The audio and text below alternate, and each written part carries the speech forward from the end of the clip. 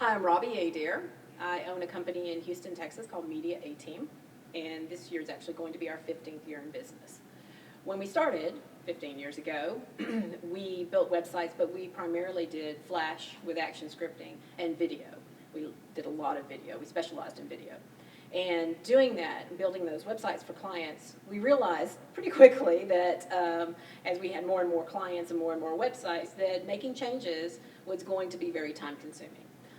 So we started looking at content management so that it would either, one, it would be easier for the client to maintain and manage, or it would even make it faster for us when we needed to do the updates for the client. So we looked at several. There were not many actually at the time, PHP Nuke and .NET Nuke, things like that. We found Mambo, and we liked it best of all the ones that we had seen. We started using it, and then shortly thereafter there was the fork. So we said, well, we'll just sit back and watch. We waited for the next version of both Mambo and Joomla to happen, and we thought that the upgrades and the changes with that version of Joomla were far superior. So we moved everyone there, and we started using Joomla going there forward. And so since the birth of Joomla, we've been using it. We just built client sites and worked with our clients. We did a lot of custom training to train them on how to use Joomla for years. And then I went to a Joomla Day in Austin, and I think that was my first Joomla event to go to, and I loved it. And so then I started applying to speak at other events, and I've spoken at many events since then. Several of the world conferences and a lot of Joomla Days, and then I even do a lot of user groups. I'm one of the co-coordinators of the user group in Houston. And then I also, through that network, started meeting people. I started working with Steve Burge doing the Joomla in classroom classes in Houston for him, which was really cool, and I really enjoyed doing even more training because it was in my background.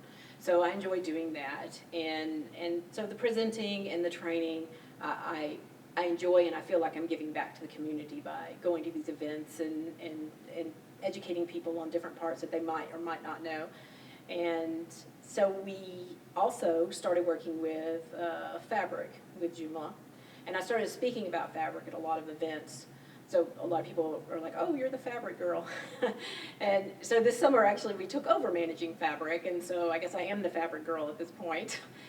So I enjoy doing workshops and teaching people how to use Fabric so they can build a full application inside of their Joomla websites. So that's where we are now. I'm still planning to go to several more events, and we're actually planning on making our Joomla Day Houston into something bigger, Joomla Day Texas, where we share with Austin and San Antonio. So we're excited about that. Fabric is a component that installs into Joomla. It's also open source, and it allows you to create applications. So like I built a portal for a school with it, a custom directory of vendors for a client. You can do a lot of different types of tracking for equipment, just cards, nursery cards for a hospital. You can do all kinds of things. I mean, if you can imagine it, you could probably do it. So whenever I'm talking to people and introducing someone who doesn't know Joomla, I will tell them, if we look at the top CMSs, open source CMSs out there, they're WordPress, Joomla, and Drupal. In my opinion, they all have their place. Every one of them has their place. WordPress, when it started, was really just a blogging. It is now a mini CMS, so it can be a CMS, but it is a little, I don't want to use the word simplify because you can enhance it to be whatever you want. But if just out of the box, if we're looking out of the box, it is more simple. Then Joomla is your next step up. You've got ACL built into it, so for access level controls for users and things like that, baked into the core of Joomla. And just the way that the templating works in there is a little more advanced, in my opinion, than the WordPress themes.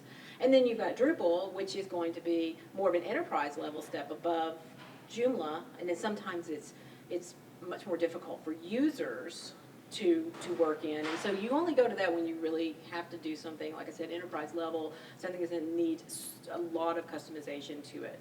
And you hope that you find someone who knows how to make that user interface as easy as possible for the users. So to me, Joomla was that happy medium that we used for clients, and so that's why I recommend it to people, even if they just have a small business, they're building their website. You know, and they may want to start with WordPress because it's simpler, but if they start with Joomla, then they have a bigger ceiling to grow into. And so it gives them more flexibility in the long run. It may be more of a learning curve up front, but it's, in my opinion, has more longevity and growth room for their business.